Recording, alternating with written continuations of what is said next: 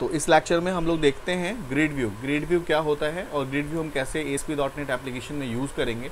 तो grid view एक data bound control है जिसके बिहाफ पे जिसके थ्रू आप किसी भी डेटाबेस टेबल की पूरी इन्फॉर्मेशन को अपने ASP.NET पेज पे बाइंड कर सकते हो। तो ग्रिड व्यू आपको बेसिकली रोज़ एंड कॉलम्स देता है, यानी टेबल्स के अंदर में तुम्हारी इन्फॉर्मेशन रोज़ एंड कॉलम्स में होती है। तो as it is rows and columns में जिस तरह से आपने इन्फॉर्मेशन वहाँ स्टोर करी है उसके अकॉर्डिंगली आप किसी भी वेब पेज पे उस टेबल की सारी इन्फॉर्मेशन लेकर आ सकते हो और वहाँ पे एक आप CRUD ऑपरेशन परफॉर्म करा सकते हो, यानी क्रिएट, रीड, अपडेट, डिलीट भी आप परफॉर्म करा सकते हो। तो ये दो तरह से बनाए जा सकते हैं। आप चाहो तो कोड के थ्रू भी बना सकते हो और विदाउट कोड भी बना सकते हो, ये दोनों आपके पास में हैं। तो मैं आपको आज बता रहा हूँ विदाउट कोड बता रहा हूँ, फिर मैं आपको कोड के थ्रू बताऊँगा, राइट। तो आपको क्या करना है, सबसे पहले तो आपको विजुअल स्टूडियो ओपन करना है और आपके पास कोई भी विजुअल स्टूडियो 2019 हो या 2022 हो या 17 हो, किसी में भी आप ये जो मैं बता रहा हूँ वो आपको करना है। तो आप इसमें ग्रिड व्यू यूज़ कर सकते हो। तो नाउ मैं कोई भी एक पुराना एप्लीकेशन ओपन कर लेता हूँ, जैसे ये एक एप्लीकेशन है, आई थिंक FB वाला था आप लोगों का, फेसबुक ना, कोई बात नहीं, इस पर कर लेते हैं, कोई इशू नहीं है।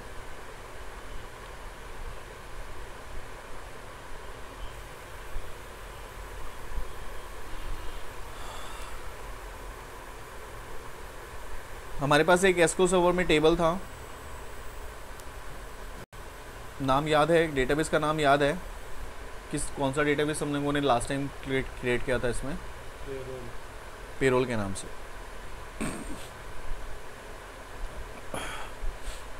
तो मेरे पास ये कुछ फॉर्म्स हैं ASP.NET पेजेस मैंने बनाए हुए थे। एक नया मैं पेज अभी ऐड करूँगा और उसके साथ में हम लोग यहाँ पे एक ग्रिड व्यू यूज़ करेंगे।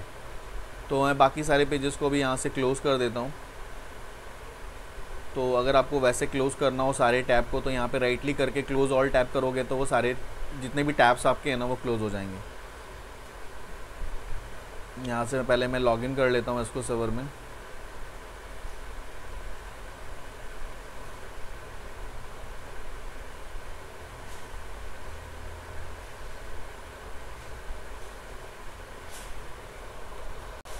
क्लोज़ टैब कर लोगे अगर, तो कभी कभी सारे टैब्स अगर खुले होते हैं ना तो मेमोरी के अंदर में काफ़ी ज़्यादा, रैम के अंदर में काफ़ी ज़्यादा जो भी ओपन है ना तो वो रैम के अंदर में स्टोर हो रहा है, तो वो एक तरह से गार्बेज वैल्यू स्टोर करता है, तो उसे हटा सकते हो आप। अभी मुझे क्या करना है, एक नया पेज ऐड करना है और उस पेज के अंदर में मैं ग्रिड व्यू यूज़ करने जा रहा हूँ, ठीक है। तो मैंने यहाँ से इसी पे ही राइट क्लिक किया इस एप्लीकेशन पे, और राइट क्लिक करने के बाद मैंने किया ऐड करने के बाद मैं यहाँ पे जाता हूँ न्यू आइटम पे,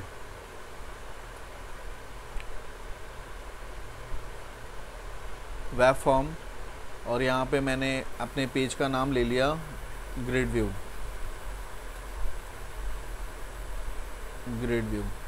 ठीक है। gv.aspx मेरे पेज का नाम है। इस पेज पे मैं एक ग्रिड व्यू यूज़ करने जा रहा हूँ। तो इस ग्रिड व्यू के लिए मुझे क्या करना है, ये देखो स्टैंडर्ड टैब है, स्टैंडर्ड टैब के नीचे डेटा टैब मिलेगा तुम्हें। डेटा टैब के अंदर तुम जाओगे और वहाँ पे तुम ग्रिड व्यू नाम से एक ऑब्जेक्ट को फाइंड आउट करोगे, दिस इज़ ग्रिड व्यू। तो जैसे तुम इसे लेते हो तो तुम्हें देखोगे फॉर एग्जांपल आपके पास कॉलम्स एंड रोज़ आ रहे हैं, ठीक है। तो ये एक तरह से टेबल का स्ट्रक्चर आपको दिखा रहा है। अब मैं चाहता हूँ किसी भी टेबल को मैं यहाँ पे बाइंड करके यहाँ पे शो करा सकता हूँ, किसी भी टेबल, और इसके अंदर में आप बूटस्ट्रैप वगैरह यूज़ कर सकते हो। जो आपको बूटस्ट्रैप चाहिए, आपको चाहिए ना, डिज़ाइनिंग का एट्रीब्यूट आपको चाहिए, वो भी आप इसमें यूज़ कर सकते हो। और अपने अकॉर्डिंगली कॉलम को आप मैनेज भी कर सकते हो।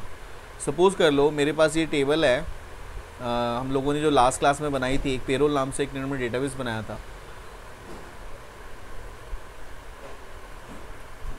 पेरोल ये था ना, पेरोल DB, इसके अंदर हमने कुछ 3 टेबल्स बनाए थे। तो एम्प्लॉई मास्टर में हम चेक कर लेते हैं पहले मेरे पास डेटा है कि नहीं है। सेलेक्ट करता हूँ मैं, जो ये टेबल है इसके अंदर में 2 रो पड़े हुए हैं। मैं एज इट इज़ चाहता हूँ कि ये जो रो पर हैं इसके अंदर में मैं अपने अकॉर्डिंगली वहाँ पे एक डिज़ाइन करूँ, ठीक है। देखो मैं एक लाइन की भी कोडिंग नहीं लिखूँगा और ये पूरा का पूरा आपका ग्रिड व्यू वहाँ पे क्रिएट हो जाएगा। कैसे होगा, ये ग्रिड व्यू है। अब इसको चाहो तो इसको अलाइन वगैरह करना, तो इससे पहले आपको टेबल लेना पड़ेगा, टेबल के अंदर इसको सेंटर में रख लेना, ये अलाइन हो जाएगा सेंटर में, ठीक है। मैं वो नहीं करा रहा हूँ, फिलहाल सिर्फ मैं आपको बता रहा हूँ कैसे इसको बाइंड करेंगे।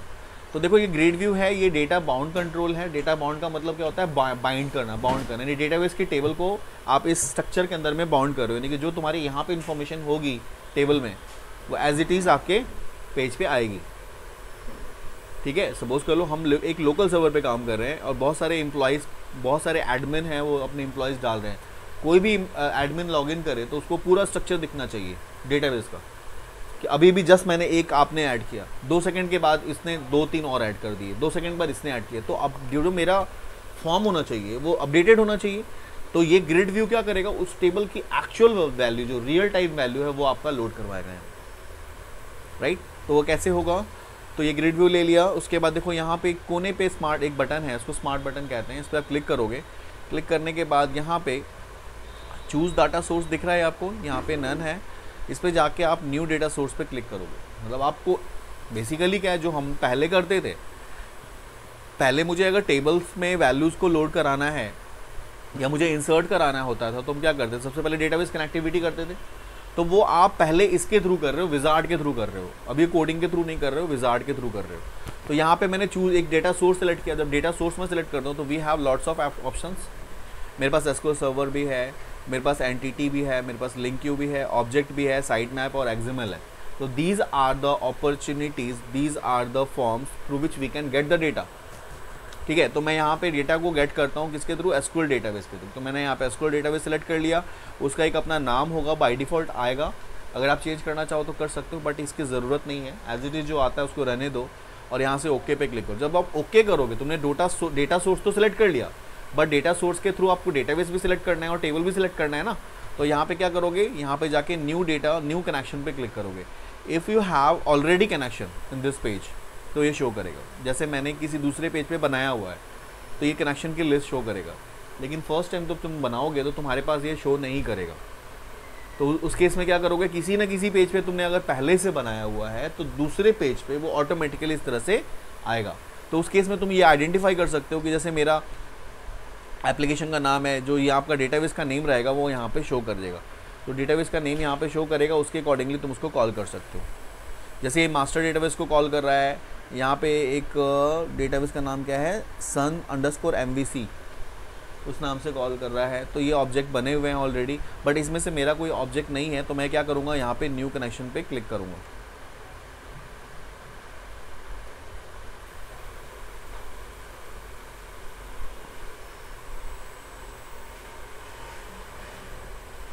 ठीक है, न्यू कनेक्शन पे क्लिक करूँगा। न्यू कनेक्शन पे क्लिक करने के बाद मुझे क्या करना है,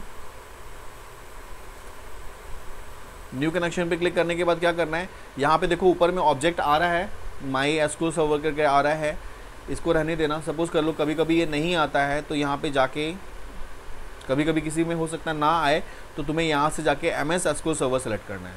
अगर वो आ रहा है बाय डिफ़ॉल्ट तो ठीक है, नहीं आएगा तो तुम्हें आके वहाँ पे MS एसक्यूएल सर्वर सेलेक्ट करना है।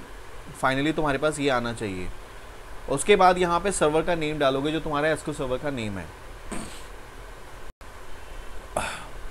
मेरे एसक्यूएल सर्वर का नेम जो भी होगा मैं यहाँ से कॉपी करूँगा और कॉपी करने के बाद मैं वहाँ पे पेस्ट कर दूँगा। This is my server name. Now जो ऑथेंटिकेशन मोड है मेरा, वो विंडोज़ ऑथेंटिकेशन है। ऑथेंटिकेशन मोड मतलब विंडोज़ मतलब क्या होगा, there is no user ID password. तो इसका मतलब क्या होता है, integrated security equals to true. लिखते हैं ना हम लोग डेटा सोर्स नेम, तो सोर्स नेम तो मैंने दे दिया, फिर डेटाबेस नेम लिखते हैं और इंटीग्रेटेड सिक्योरिटी लिखते हैं। तो इंटीग्रेटेड सिक्योरिटी मेरा क्या है, there is no user ID password, तो विंडोज़ ऑथेंटिकेशन उसको कहते हैं। इफ़ यू हैव, अगर मैं डेटाबेस को सपोज कर लो, अभी तो मैं लोकली बना रहा हूँ, लेकिन बाद में क्या करूँगा, मैं क्लाइंट्स के लिए बनाऊँगा, सर्वर पे साइट बनाऊँगा, तो उस केस में मुझे क्या करना पड़ेगा, ऑथेंटिकेशन इन्फॉर्मेशन मेरे को डालनी पड़ेगी। तो उस केस में मुझे यहाँ पे क्या करना होगा, सर्वर ऑथेंटिकेशन सेलेक्ट करना होगा, और मेरा जो एसक्यूएल सर्वर होगा जब मैं इंस्टॉल करूँगा तो उस टाइम मैं ID पासवर्ड के थ्रू इंस्टॉल करूँगा। तो एवरी टाइम जब मैं एसक्यूएल सर्वर में लॉगिन करूँगा तो मुझसे ID पासवर्ड पूछेगा। तो उस केस में हम ये करेंगे जब इसको मैं लाइव डिप्लॉय करूँगा सर्वर पे। लेकिन अभी तो मैं बना रहा हूँ, अभी बनाते समय अगर मैं ये वाला इंस्टॉल कर लूँ तो मेरे लिए बहुत हैक्टिक हो जाएगा ना, every time we have to put user ID password, तो बहुत ज़्यादा हैक्टिक हो जाएगा। तो इसीलिए अभी हम लोग जो मोड सेलेक्ट कर रहे हैं, this is called Windows authentication. There is no user ID password. इसका मतलब होता है integrated security equals to true. उसके बाद ये जो तुम्हारा है डेटाबेस नेम मतलब कैटलॉग भी बोलते हैं इसको कभी कभी। तो डेटाबेस का नाम जो भी मेरा है मैं यहाँ पे सिर्फ टाइप करूँगा, उससे रिलेटेड कुछ अगर होता है तो वो ये आ जाएगा। देखो आ गया पेरोल DB, ठीक है। या तुम यहाँ पे क्लिक करके भी आप पिक कर सकते हो। तो ये आने के बाद ये आने के बाद यहाँ से टेस्ट कनेक्शन पे क्लिक करके एक बार कंफर्म हो जाओ कि तुमने जो भी स्ट्रिंग सेलेक्ट किया है वो ओके है क्या। अगर ये ओके होगा तो सक्सीडेड का मैसेज आ जाएगा और फाइनली ओके करोगे। जैसे ओके करोगे फाइनली तुम उस फर्स्ट पेज पे मूव कर जाओगे और तुम्हें देखोगे कनेक्शन स्ट्रिंग यहाँ पे दिखेगा, लोकल होस्ट और एक्सप्रेस पेरोल DB.DBO मतलब डेटाबेस ऑब्जेक्ट। और अगर आप चाहते हो कि कनेक्शन स्ट्रिंग आपका दिखे और सेव हो जाए तो देखो यहाँ पे जैसे क्लिक करोगे कनेक्शन स्ट्रिंग दिखेगा। यही कनेक्शन स्ट्रिंग लिखते थे हम, जो कि अभी हम लोगों ने कैसे बनाया, विजार्ड के थ्रू बनाया। मतलब यहाँ पे हमने कोड नहीं लिखा, हमने स्टेप्स के थ्रू उसको क्रिएट किया है। नाउ अब मेरे पास देखो कनेक्शन स्ट्रिंग आ गया और मैंने इसको सेव कर दिया स्ट्रिंग को, कहाँ पे, वेब कॉन्फ़िग फाइल में। ये जैसे मैंने क्लिक किया तो वेब कॉन्फ़िग में जाके सेव हो जाएगा, ऑटोमेटिकली हो जाएगा। उसके बाद मैं नेक्स्ट पे क्लिक करता हूँ, कनेक्शन स्ट्रिंग का नाम आ रहा है जो वेब कॉन्फ़िग में फाइल के अंदर सेव है। चेंज करना चाहो कर सकते हो। हम लिखते थे ना माइकॉन, तो वो ये ऑब्जेक्ट नाम आ रहा है वहाँ पे जो स्ट्रिंग में सेव होगा। फिर यहाँ पे नेक्स्ट पे क्लिक करते हो। नेक्स्ट पे क्लिक करने के बाद we have how many tables, 3 tables. अब वो कह रहा है कि किस टेबल का आपको वैल्यू इसके अंदर लोड कराना है। जो ग्रिड व्यू है उसके अंदर में 3 टेबल है मेरे पास डेटाबेस में, तो हमारे पास ऑप्शंस दे रहा है कि how many tables you have and वो जो तुम टेबल्स लोड कराना चाहते हो उसको सेलेक्ट कर लो। जो भी मैं टेबल सेलेक्ट करूँगा उसके अकॉर्डिंगली वो उसका पूरा डिटेल्स नीचे आ जाएगा। तो मैं कौन सा टेबल चाहता हूँ, मास्टर वाला। और क्या मैं पूरी टेबल की सारी वैल्यू चाहता हूँ, कुछ वैल्यू चाहता हूँ। अगर मैं चाहता हूँ कि सिर्फ मेरी नेम और बेसिक सैलरी हो जाए तो बस यही दोनों सेलेक्ट करूँगा। जो मैं सेलेक्ट कर रहा हूँ उसकी क्वेरी नीचे आ गई, select employ name and basic salary from employ. अगर मैं यहाँ पे ऊपर स्टार पे क्लिक करता हूँ तो क्या क्वेरी हो गया, select star from employ master. तो ये तुम लगा सकते हो। और वेयर का क्लाउज लगाना है तो वेयर का क्लाउज भी आप इसमें इंप्लीमेंट कर सकते हो। वेयर क्या हो तो आईडी से मैच कराना है तो किसके थ्रू, आईडी भी कहीं से इनपुट होगा तो उससे मैच करवाना है तो ये तुम वेयर का क्लाउज भी बना सकते हो। मैं आगे बताऊंगा कि कैसे बनाओगे, ठीक है। तो ये फिलहाल मुझे क्या करना है, सिर्फ एज इट इज जो डेटा वहाँ पे है मुझे यहाँ पे लोड कराना है। तो मैंने ये कर लिया। करने के बाद यहाँ पे मैं करूँगा, और एडवांस के भी फीचर्स हैं। अगर आप चाहते हो कि इसके अंदर में एडिट, अपडेट, डिलीट परफॉर्म हो तो उसके लिए तुम्हें एडवांस में जाना होगा यहाँ पे। और एडवांस पे जाने के बाद यहाँ पे जनरेट पे क्लिक करना होगा। जनरेट पे क्लिक करोगे, यहाँ पे ओके कर दोगे, ठीक है। उसके बाद अगेन नेक्स्ट पे क्लिक करोगे। अगर आप चाहते हो कि आपका जनरेट वाला ना हो, लाइक एडिट डिलीट नहीं करना चाहते हो तो आप नहीं छोड़ सकते हो। अगर आप चाहते हो कि एडिट डिलीट का बटन ना आए तो आप उसको जनरेट नहीं करना, ऐसे ही आ जाएगा। लेकिन अगर आप चाहते हो तो आपको करना पड़ेगा। धन्यवाद। फिर यहाँ पे आप नेक्स्ट पे क्लिक करोगे। नेक्स्ट पे क्लिक करने के बाद यहाँ पे एक टेस्ट क्वेरी का ऑप्शन आ रहा है। टेस्ट से आपको ये पता चल जाएगा कि आपकी कौन कौन सी वैल्यू लोड हो रही है, नहीं हो रही है। टेस्ट क्वेरी भी ओके हो गया। फिर मैं यहाँ पे फाइनली फिनिश पे क्लिक कर दूंगा। जैसे मैं फिनिश पे क्लिक करूँगा मेरे पास ये जो स्ट्रक्चर है वो आ जाएगा। अभी जो लेकिन जो वैल्यूज़ हैं वो वैल्यूज़ अप्रोप्रिएट नहीं आएंगी, वो वैल्यूज़ रॉ वैल्यू आएंगी। बट आपके कॉलम के नेम वगैरह देखो सब कुछ आ गए, ठीक है। अब इसमें कुछ आप डिज़ाइनिंग चाहते हो तो यहाँ पे ऑटो फॉर्मेट पे जाके इसको डिज़ाइनिंग को अपने अकॉर्डिंगली सेट कर सकते हो। जैसे मैं कोई भी एक स्पेसिफिक डिज़ाइन चाहता हूँ इसके लिए तो मैं यहाँ पे यूज़ कर सकता हूँ, ठीक है। These are the layout style of grid view, ठीक है। इस तरह से कोई भी एक डिज़ाइन आप ओके करोगे ये आ जाएगा। अगर आपको इसके अंदर में एम्प्लॉय आईडी लिखा हुआ है, आप चाहते हो इसमें कुछ ऑल्ट्रेशन हो, चेंजेस हो जाए, वो भी आप कर सकते हो। जैसे यहाँ पे एम्प्लॉय आईडी अंडरस्कोर लिखा हुआ, मैं नहीं चाहता हूँ कि इस तरह से आए, तो इसके लिए आपको क्या करना होगा, एडिट में जाना होगा। एडिट कॉलम में, एडिट कॉलम में जाओगे, जो भी कॉलम्स आपके बने हुए हैं वो देखो ये आ जाएंगे। यहाँ पे इस वाले को सिलेक्ट करोगे। अगर देखो एम्प्लॉय आईडी जो हेडर में लिखा हुआ है, आप चाहते हो उसके बीच में स्पेस आ जाए तो EMP ID इस तरह से लिखा आ जाए, ठीक है। और मैं चाहता हूँ EMP नेम के बाद में अंडरस्कोर ना हो तो यहाँ से आप उसको अंडरस्कोर को हटा सकते हो, स्पेस दे दो। सैलरी में बेसिक सैलरी के बाद स्पेस ना हो, इस तरह से कर सकते हो। फाइनली ओके कर दो, ठीक है। चेंजेस हो गए। अब मैं चाहता हूँ इसके साथ में एडिट और डिलीट का भी बटन आ जाए, पेजिंग का भी आ जाए, नंबर ऑफ पेजेस, क्योंकि हो सकता है डेटा में बहुत सारा डेटा हो। तो मैं चाहता हूँ एक टेबल में एक फॉर्म पे जितना जितना साइज़ है उसके अकॉर्डिंगली डेटा है उसका नेक्स्ट का बटन आ जाए। तो इसके लिए देखो यहाँ पे लिखा हुआ है enable paging, enable sorting alphabets, यानी कि लाइक असेंडिंग डिसेंडिंग, ठीक है। फिर क्या है, एनेबल एडिटिंग, एडिट का बटन आ गया। एनेबल डिलीटिंग, डिलीट का बटन आ गया। एनेबल सेलेक्टिंग, सिलेक्ट का बटन आ गया।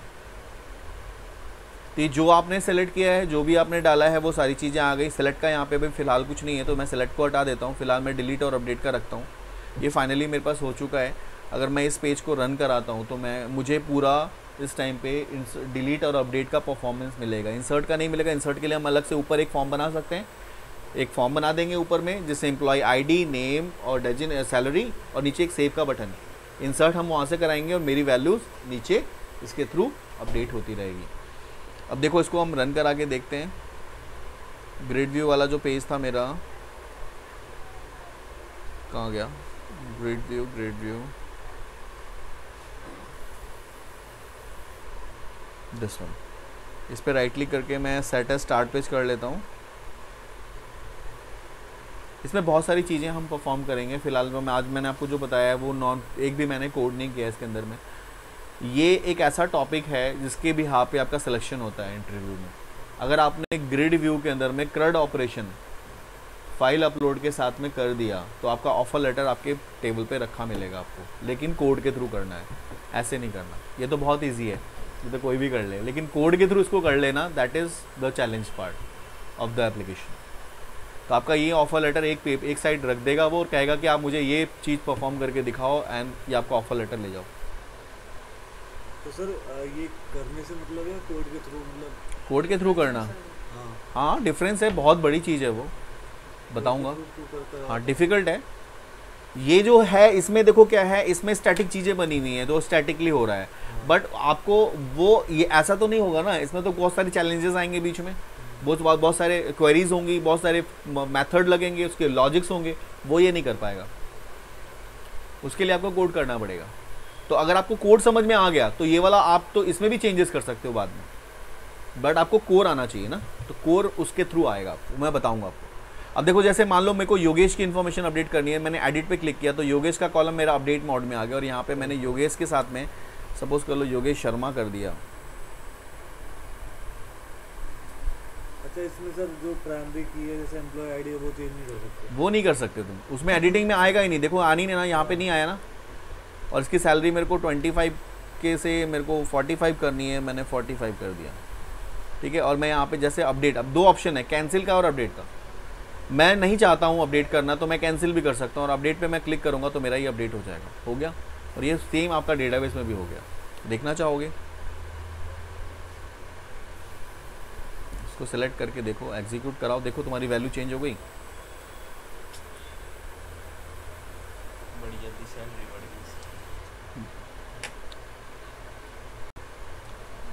ठीक है। एडिट करना चाहते हो, तुमने एडिट पे क्लिक किया, एडिट करने के बाद लेकिन तुमने एडिट नहीं करना है, एडिट नहीं करना है, तुम कैंसिल भी कर सकते हो। कैंसिल एडिट किया तुमने, वापस आ गए। डिलीट करना चाहते हो, यहाँ से तुमने डिलीट पे क्लिक किया, डिलीट हो गया। यानी पूरा का पूरा टेबल तुम इस तरह से यहाँ पे हैंडल कर सकते हो। देखो तुम्हारी इन्फॉर्मेशन जो है वो डिलीट हो चुकी है, मेरे पास सिर्फ एक ही रो है। सर अगर वो जो डिलीट किया हमने उसे वापस लाना नहीं हो सकता। उसके लिए दोबारा insert उसके लिए भी लॉजिक इम्प्लीमेंट करना पड़ेगा। अगर तुम्हें वैसा बनाना है कि कोई डेटा मैंने डिलीट कर दी, undo का बटन तो आपको क्या करना होगा, जो डेटा आपने डिलीट किया ना उसको डिलीट करके वहाँ से हटा दो, दूसरे डेटा, ठीक है। और वहाँ पे हम एक कॉलम बना लेंगे जिसको हम फ्लैग ले लेंगे, एक्टिव ले लेंगे। तो जैसे डिलीट करेगा वहाँ 0 हो जाए, 1 का मतलब दिखाए, 0 का मतलब ना दिखाए। तो वहाँ पे लॉजिक इंप्लीमेंट करेंगे, if flag is equal to 0 तो वो डेटा शो नहीं होगा, हाइड हो जाएगा। और फ्लैग इज इक्वल टू 1 तो डेटा शो होगा। तो जैसे वो डिलीट पे क्लिक करेगा, पूछेगा are you sure want to delete, yes okay, तो उसकी वैल्यू क्या करेगा, डेटाबेस में जाएगा, उसमें जाके उसको 0 कर देगा। जैसे 0 होगा और वो लोड होगा तो चेक करेगा कि उसकी वैल्यू 0 है, 1 है, 0 है, 1 तो नहीं दिखाओगे। वो अंडू पे क्लिक करता है तो वापस उसको रिकवर कर देगा। तो इस तरह के लॉजिक को हम लगा सकते हैं। समझ में आ गई चीज़? तो ये जो मैंने आपको बताया कुछ भी नहीं है, मतलब एक कहते हैं ना कि एक रोए के समान है ये जो मैंने अभी बताया। लेकिन जो करोगे, जो मैं कराऊंगा वो बहुत एक उसका एक स्टेबिलिटी है, उसमें एक कोड्स हैं, अच्छे खासे कोड्स हैं, वो आपको समझना पड़ेगा। और आपने अगर वो काम कर लिया तो आपने सारे काम कर लिए, ठीक है। और उसके बहुत यूजर्स हैं, एडमिन पैनल पे बहुत यूज़ है इसका, है ना। अगर एडमिन लॉगिन करता है तो किसी भी इंफॉर्मेशन को अपडेट कर सकता है, डिलीट कर सकता है। तो ये तो आप वैसे भी यूज़ कर सकते हो, और कोड अगर आप जान जाते हो, समझ जाते हो, तो आपके लिए बहुत अच्छा है। तो वो हम करेंगे इसमें। इतना ज़्यादा डिफ़िकल्ट भी नहीं है जो मैं आपको बता रहा हूँ कि बहुत बहुत डिफ़िकल्ट नहीं है। अगर समझ में आ गया ना तो बेसिकली देखो कोड्स ना याद नहीं किए जाते हैं, कोड को समझो। आप ये देखो की रिक्वायरमेंट क्या है, रिक्वायरमेंट के अकॉर्डिंगली क्या होगा, वो कोड्स तुम्हारे अपने आप तुम्हारे लॉजिक आ जाएंगे। अच्छा अब ये करना है, अच्छा अब ये करना है। तो हमें कैसे पता चलता है कि अगर हम कोई काम करते हैं, हम जैसे हम हमारे को SDLC ने बताया है, सॉफ्टवेयर डेवलपमेंट लाइफ साइकिल में, कि सबसे पहले क्या करो, एनालिसिस करो। उन्होंने क्यों नहीं बोला कि आप कुछ भी जब भी मन करे जो काम करना है कर लो, प्रोजेक्ट बन जाएगा? नहीं बन सकता कभी। हर एक चीज़ का एक मैथोडोलॉजी होता है ना, उस मैथोडोलॉजी के अकॉर्डिंगली चलोगे तभी वो प्रोजेक्ट डन होगा, अदरवाइज नहीं होगा। तो ये एक ऐसा स्टेप है, उसको हम लोग धीरे धीरे करके फॉलोअप करेंगे और उसको करेंगे।